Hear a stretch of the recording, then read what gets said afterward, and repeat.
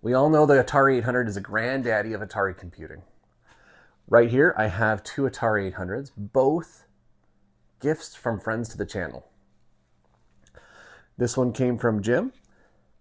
It's his first computer that he used. This is actually the original computer he had here. It has some troubles.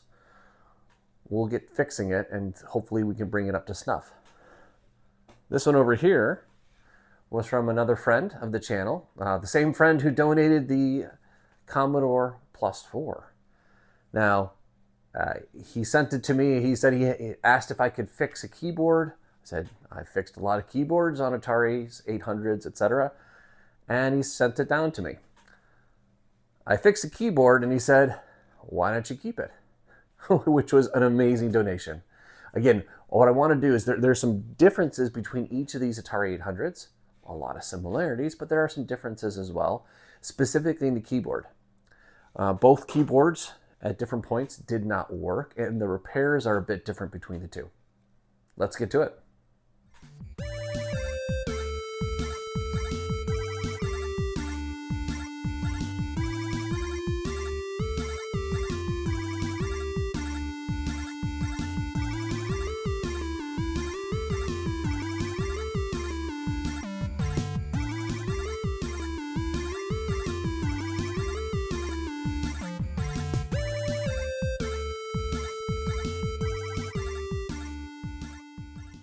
All right, just a little close up on these two computers, just to kind of go through the two of them and what I know to date on both. Actually, I know quite a bit on this one, on the 800 over here. This one from Kevin. He sent it a while ago. I have already fixed it, but I want to go through the process I went through to fix the keyboard because I think it might help some folks out there. You don't always have to buy a replacement mylar in this case. There are some things that you can do in order to get these things working, and this is working at 100% right now. There's also some tweaks I made to this as well in order to adjust the color output. And I'll kind of show you how that works. On this one computer here, from a diagnostic standpoint, feedback from Jim is that the BASIC, or it does not boot BASIC, but it boots all sorts of other cartridges in other games.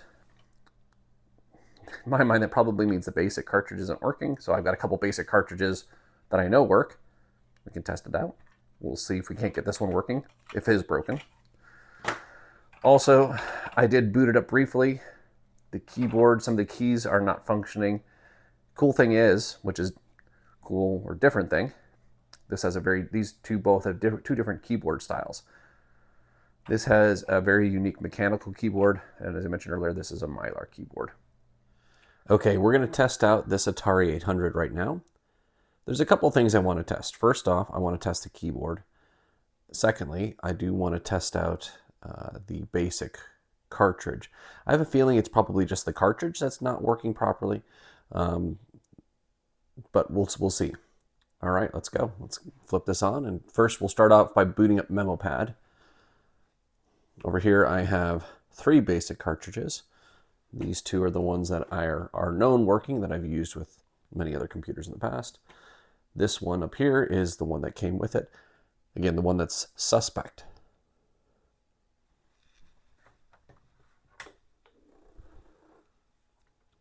Okay, MemoPad.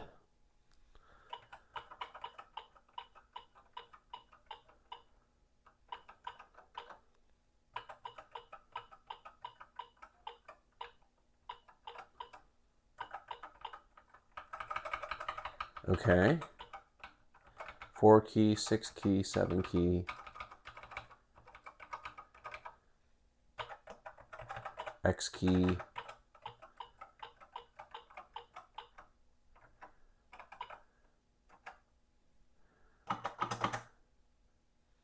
Okay. Looks like we have a few keys that are not working, many that are. This is a mechanical style keyboard. There were a couple keycaps that are off when I got it, so I could tell that this was a mechanical style keyboard. Again, I'll go over how we fix that in a few minutes. But let's do the next test. We're going to pull in this BASIC cartridge. Power off.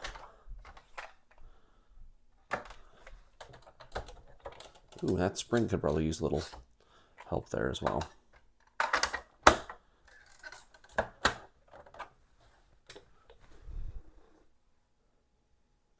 All right, we got the ready. Interesting. So we know the keyboard works in memo pad, or at least some of the keys do. I'm not getting anything in here. Let's try another basic cartridge.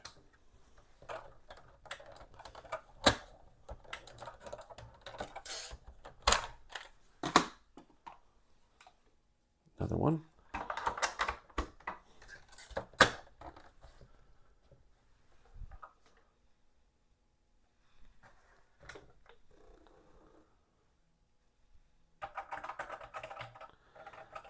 Okay, same situation here.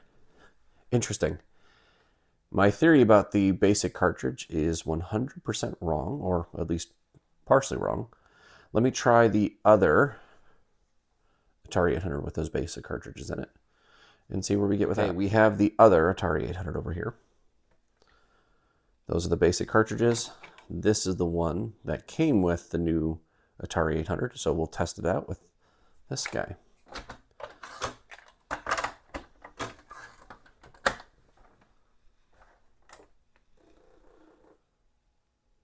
All right, we are ready.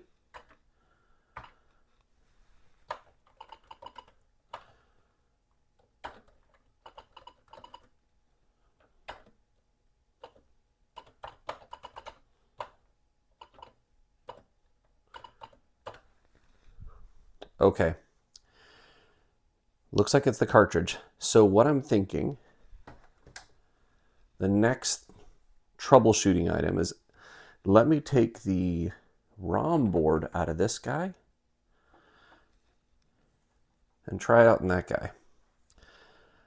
I wouldn't be surprised if it's the ROM board. I do have another ROM board around here. It had some defective chips in it, but others could still be working. We might just be able to patch a Band-Aid together. Let's do the swap right now.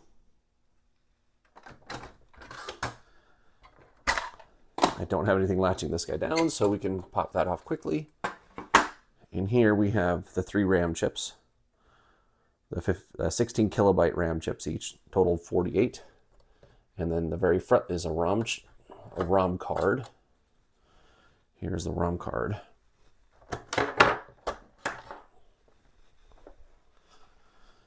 We will replace that over here.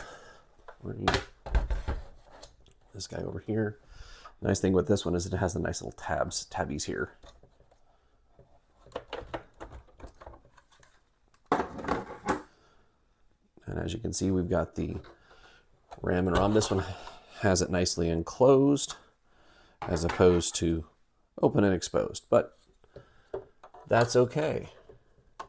We will see.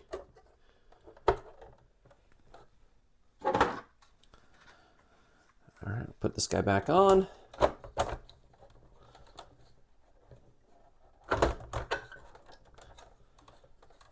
All right, come on.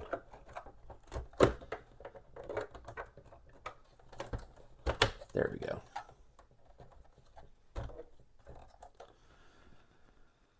All right, let's try this basic cartridge again.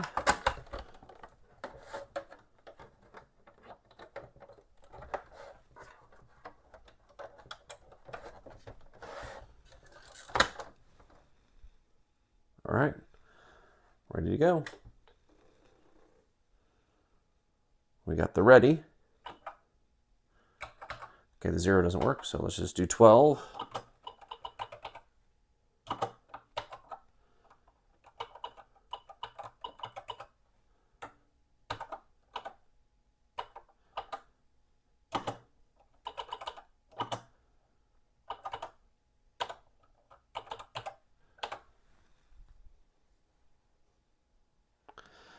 It's the ROM board. Okay. Let me find that other ROM board I have, and let's try out the chips here. See if we can't get it to work. Here we have 3 working ROM boards, ROM expansions. The bottom one here Oh dear. I mixed them up. Well, I thought this one was the one that was working, but then I realized I think this one's the one that's working. This is the one that's definitely not working. One of them was taken out of the original Atari 800 I had. It had some booting problems, and I replaced the ROM board. Bada bing, bada bang, it worked lovely. Let me test it out again, make sure I got the right one. Okay, so I've now verified again the one with the yellow sticker. This is the one that's working perfectly. The middle one is the one that works mostly. From what I've been able to see, MemoPad works fine. Basic does not work fine. It freezes up with Basic. And then the individual who sent me this also said that regular programs, regular cartridges work fine as well. I trust him on that. We'll test out some more as we go forward. I want to make sure I can get the Basic working first and foremost. This one, when put in the computer, it boots to a black screen. So the nice thing is, the two of them have two different failure modes. My hope is that the chip that's not working on this one is not the same one as not working on this one, so we can mix and match and salvage out various different chips. All right. So what we're going to do then first, we'll move the good one over here so I don't get it mixed up again.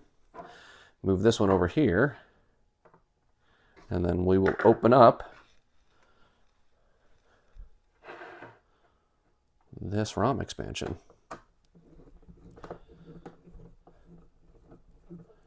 Now there's these two screws that hold the cartridge together, in addition to this metal foil sticker thingy that's attached to it as well. So what you have is you have on the top here this, actually not this, this doesn't hold it together. This is what holds it together, this sticker. And I want to keep that sticker. So what I'm going to try to do is just open it up gently, pull out the card so that I can then replace the card. There's a sticker, there's the metal plate. But what we can do is we can just pull this card out. Here, let's back up a little bit.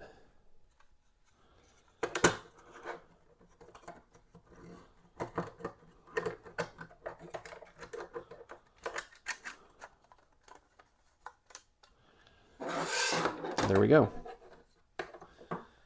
So we have the various different ROM chips here.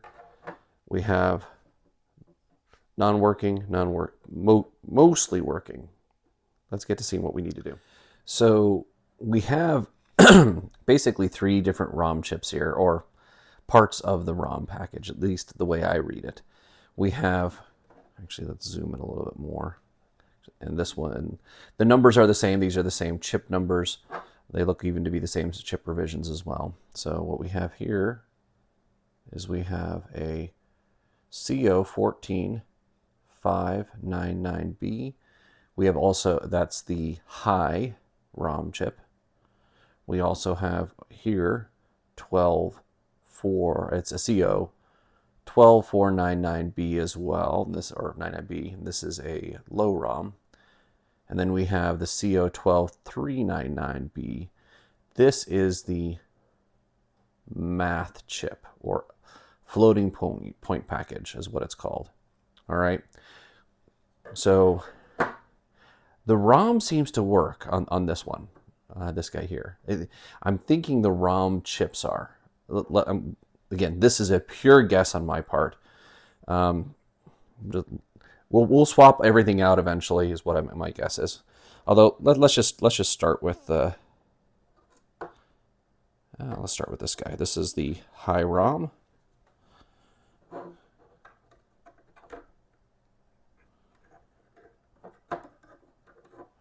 Pop that guy out.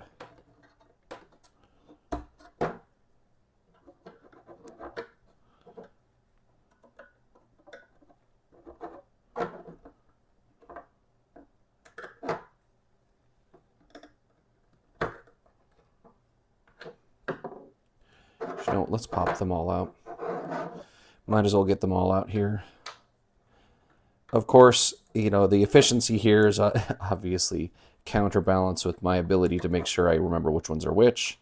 I think I can. I've got the numbers in my head as to which ones are which one's the floating point package, and which one is the ROM high and ROM low, and where do they go. Actually, let's start. We're going to start with the ROM high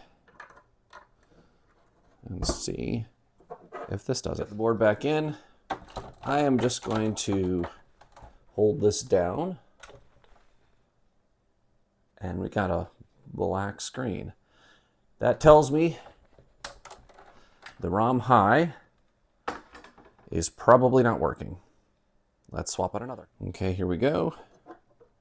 We're pulling that ROM high back out. Oh, come on, be nice to me. There we go.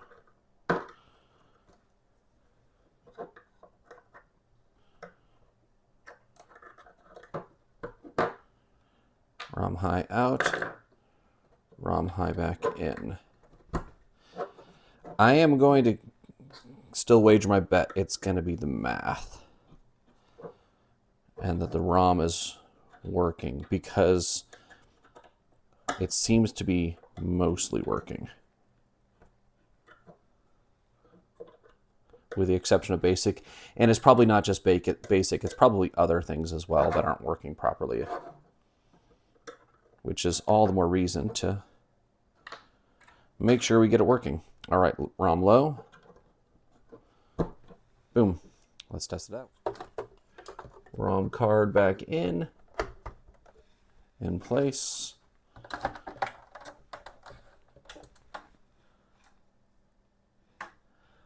All right, that doesn't look right either. Let us go to the FPP now. Okay, here we go. Let's pop out the ROM low.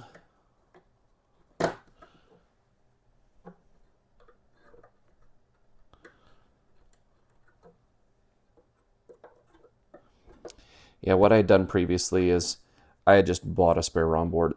They weren't very expensive. I think it was a few bucks on eBay. So when I bought it a few years ago for my original Atari 800. So I just swapped out the whole thing. I didn't do any troubleshooting. And to be fair, I'm not doing a whole lot of troubleshooting here. I'm just troubleshooting which chip might work, so that I'm hoping I can avoid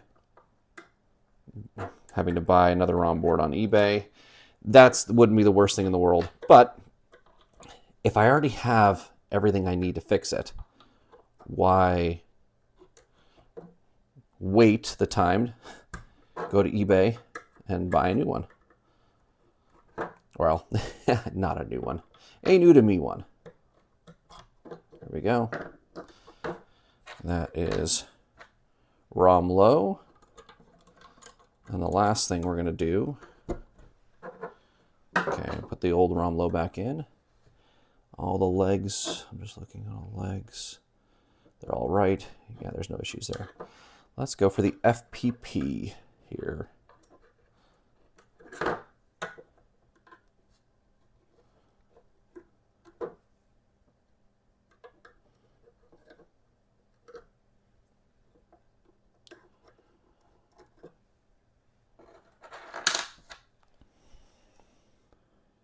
Oh, that's upside down. 12399B. 12399B. Perfect.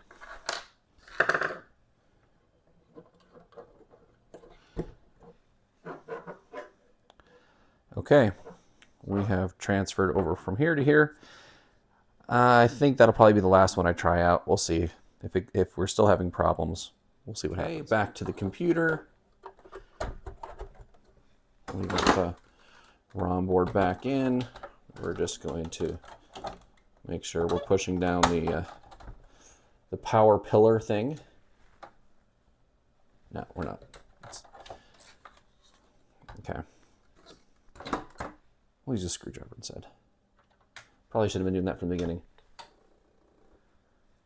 This looks and sounds promising.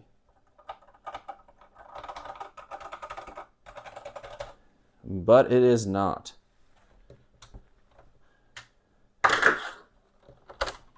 Let's just try another basic package just to see. Ooh. That was interesting.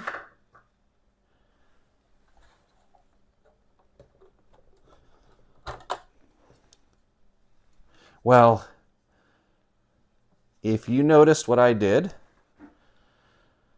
maybe you did, maybe, well, I obviously didn't. I'm shifted up a little bit. There's something wrong. Hopefully I didn't fry this chip. That's the problem with doing stuff on camera. Honestly, I make more mistakes on camera. I promise. I never make mistakes when I'm off camera. I make lots of mistakes off camera and on camera. Okay, everything's looking good chip-wise. Okay, now make sure we're all in the right place.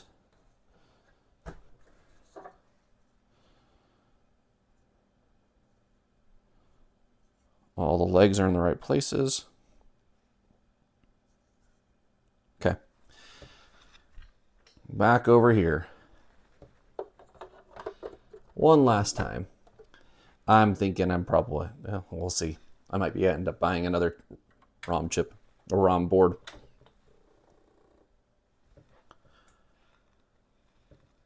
All right. It says ready. Oh!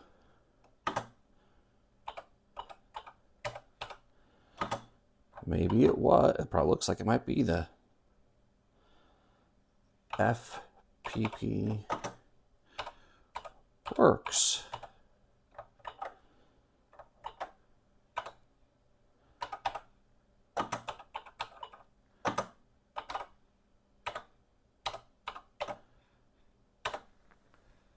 All right. Ah, lovely.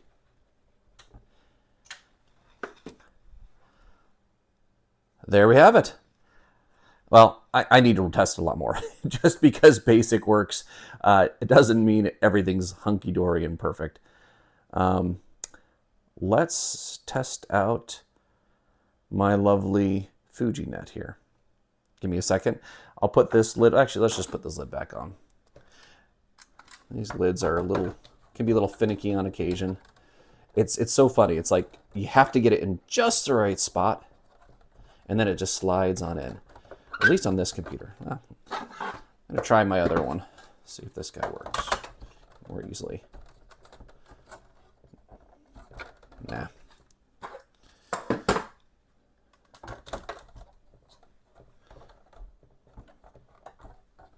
Oh, come on. Come on.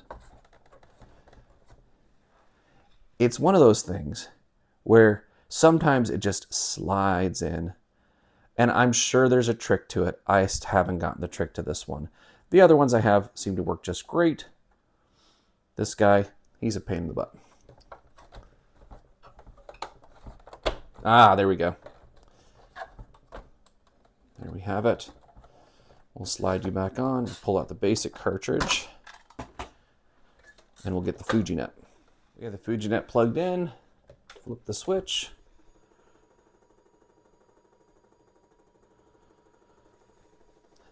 It sounds really good.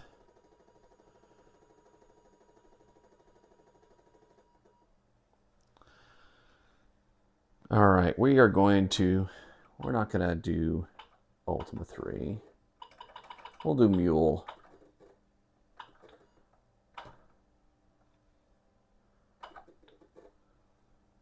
And we go option.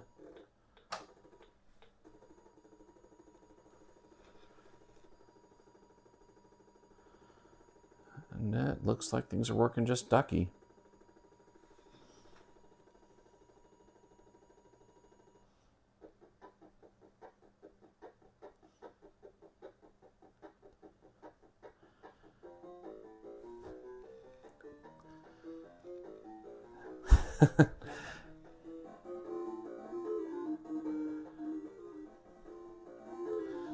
Let me try a couple other programs.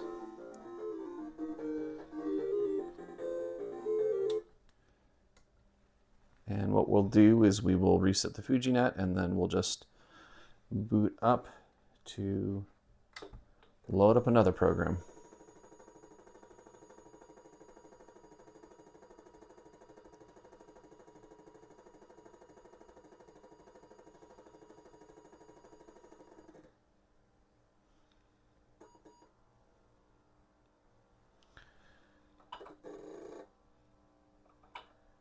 Let's see here. Let's do Pitfall.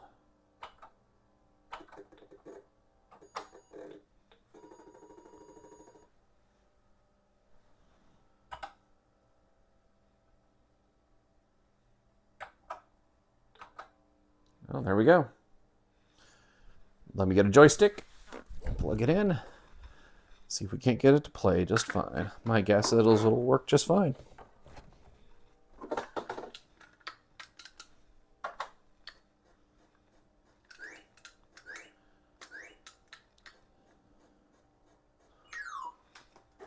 Okay, Pitfall works good too. Works well.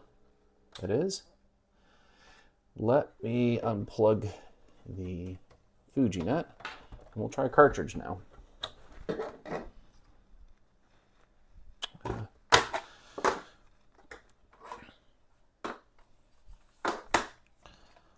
We'll try Jungle Hunt here.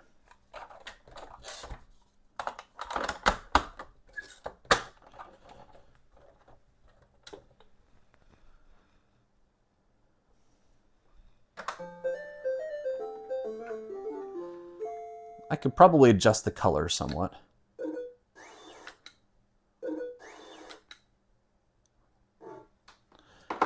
Yeah, the color looks a little funky, but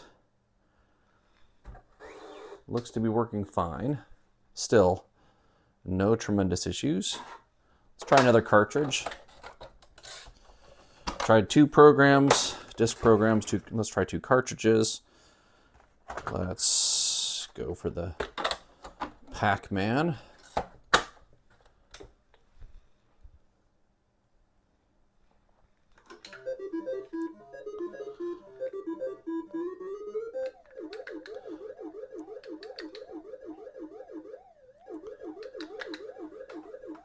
All right.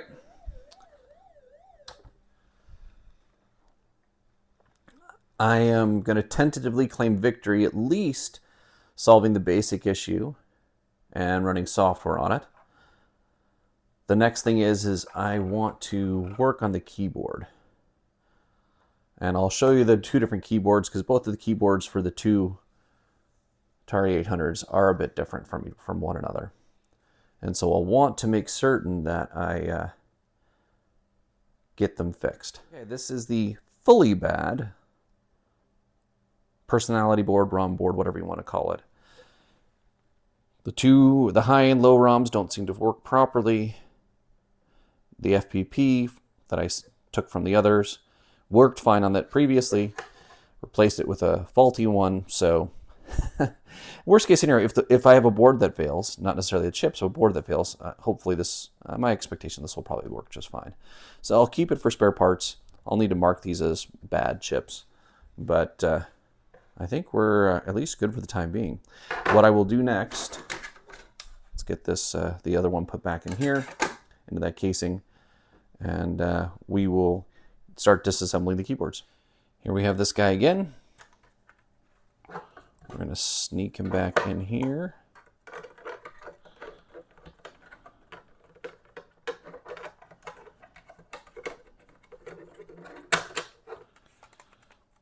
There we go.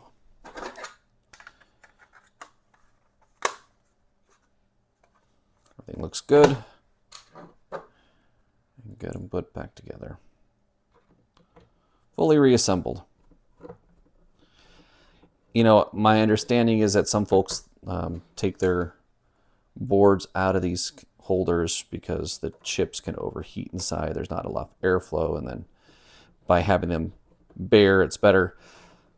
It probably is, but I really love how really these are really kind of cool, very user friendly. And the Atari 800s. I think this is just a part of the coolness of the history of this computer, that you could swap in RAM and potentially even change out the operating system with just a card. Boom. Awesome. So we're going to work on this Atari 800s keyboard. And what I want to do is I actually want to work on a key that I know isn't working. Just apply some deoxit to it. see if that fixes the issue, and if it does, then I'll just spread it across the rest of them. So let's just first pull this guy off. Now, we can zoom in. We can zoom in nicely into this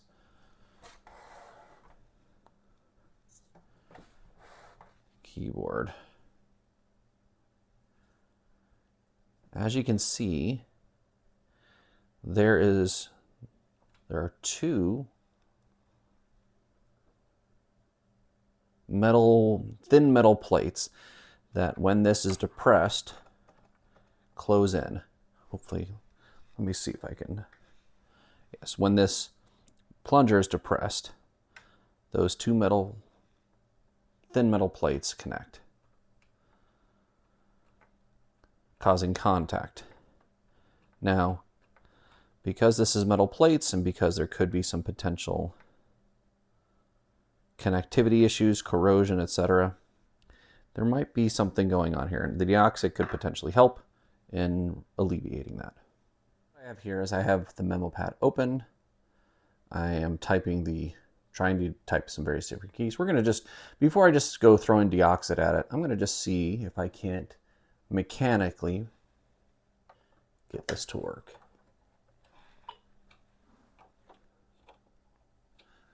Okay, I got a 0 to connect.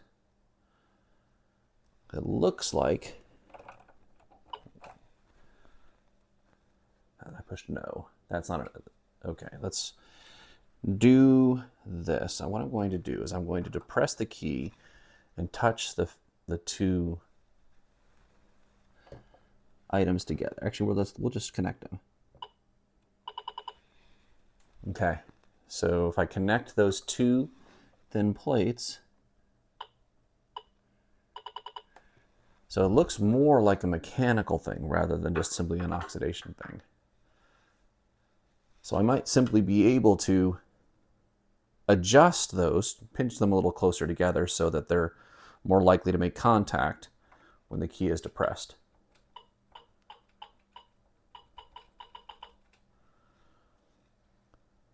Which looks like it's working.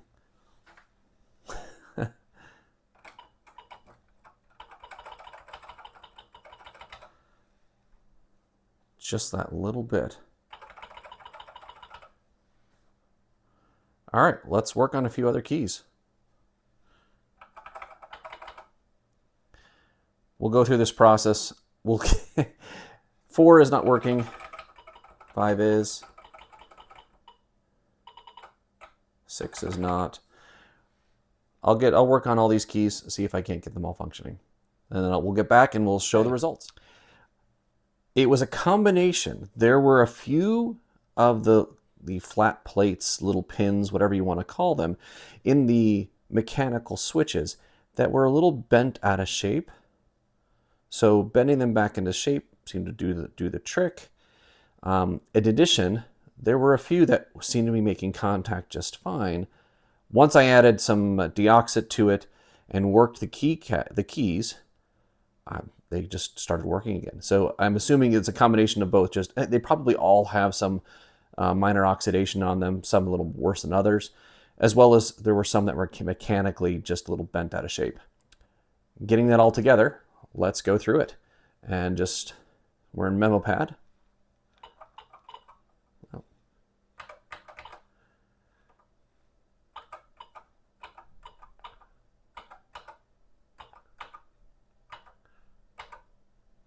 All right, first line down.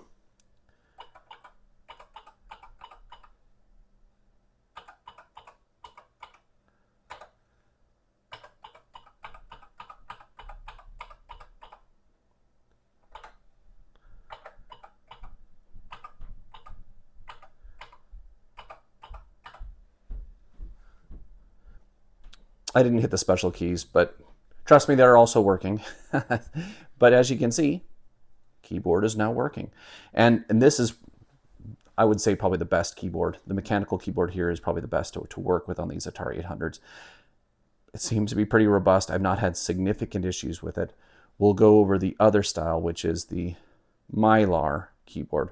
I'm not as big a fan of those. The repair and refresh of them is a little more dicey. And I've not found a good replacement mylar, so you kind of have to be careful with it. You got to kind of save that mylar. Let's get to the In order to get to the keyboard here, we have to disassemble it. With the mechanical keyboard on the other Atari, where you could get to the keyboard and work on it separately, it didn't make sense to do that. Leave it installed nice and simple. What we'll do is we'll disassemble this guy, pull out the keyboard, and go from there, right? So we don't need to take out these chips. We need to take off the top, and then we're going to pull off the top case here. All right, we'll remove the bottom case and the top case.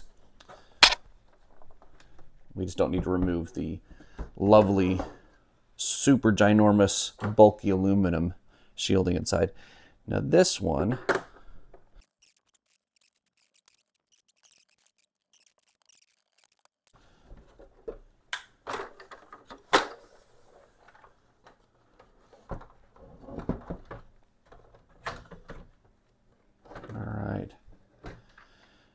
and as you can see, we have the connector for the keyboard to the motherboard. Just pull gently off on this.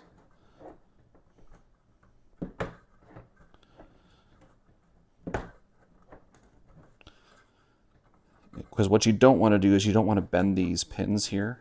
You bend these pins down here and it becomes an absolute nightmare to get the thing back on, because there are so many connectors that have to get into place that it becomes very difficult to line it up. All right, especially given that this is not necessarily the longest cable here.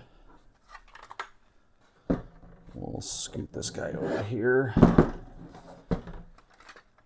And now we're going to disconnect the keyboard from the case here so you can actually take a look at that. And then we'll remove this back plating to be able to see the mylar underneath and what needs to take place in order to repair that mylar. I've already repaired this. This is working quite well, but these are delicate mylars from my experience. This is very similar to the Atari 1200 XL keyboard in its design. The mylars are different, but it is very, very similar in design.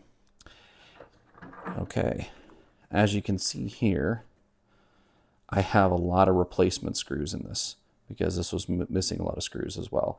That, I believe, had part of to do with what was going on with the mylar keyboard not working, but not the entire thing, because you need to have some support holding the mylar flush so that depressing the keys actually activates the mylar onto the circuit board. All right, now we're going to remove all these screws.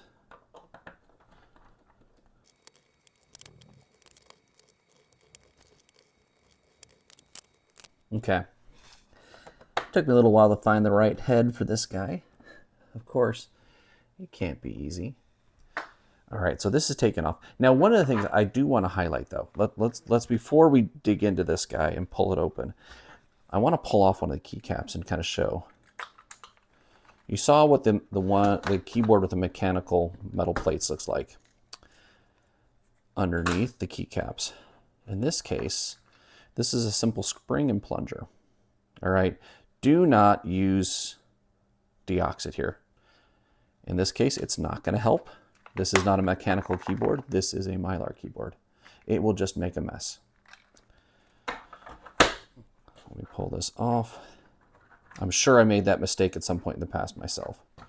Now, there's probably other screws in here as well. I don't think, oh, there's one. There's one right there. Perfect.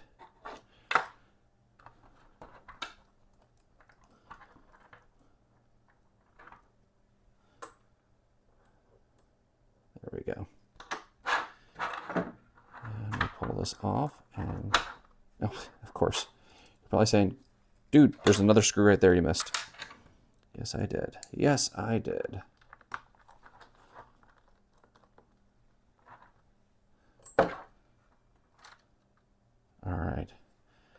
And here is the PCB that the mylar goes on top of. And here is the mylar. Oftentimes what you'll find is after a number of years, this mylar is completely stuck and adhered to this PCB here. There's a gentleman named Jeff Worley who has posted some ways in which to work on Atari 1200 XL Mylars to peel them off gently using a hairdryer to kind of warm up the adhesive that's binding it, or whatever's binding it to it. Warm this up slightly. Don't warm it up, don't overheat it, but just warm it up slightly in order to separate it off. As you can see here, right here and here and here, it'll stick in many instances, especially to the areas where the most contact and pressure has been, where the screws are, right? Once you do that, here is the Mylar.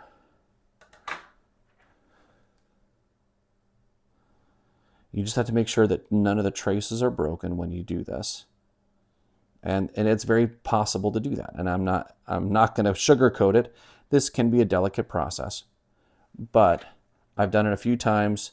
You can do it as well. There might be a replacement Mylar for this guy.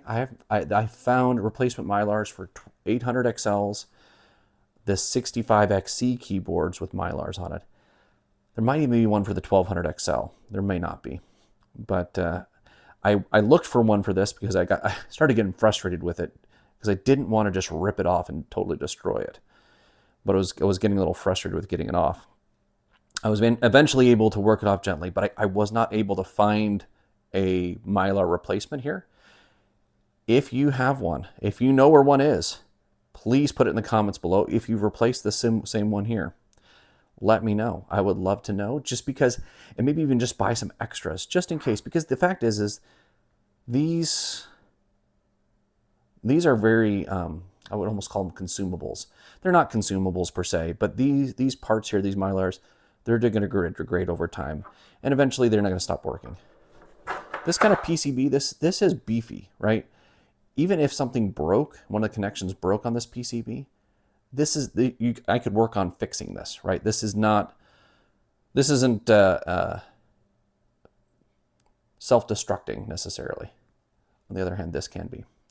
All right, what I will do is I will put this back together. You don't need to watch me do that again. You've already seen me take it apart. And then we'll close this up. So there we have it. We have the end of this video. Taking a look at these two awesome viewer-donated Atari 800s. This one from Jim, this one from Kevin. Both are fantastic computers. Both had some minor issues, nothing tremendous. Both had keyboard issues, different keyboard issues between each individual one. The Mylar keyboard, and then the mechanical keyboard. And then this one had the basic problem, which is kind of an interesting problem. I've never seen something like that before. But we were able to get them both working, and working perfectly. All right. Hope you enjoyed this quick little deep dive into the tale of two 800s. Have a great day. Bye.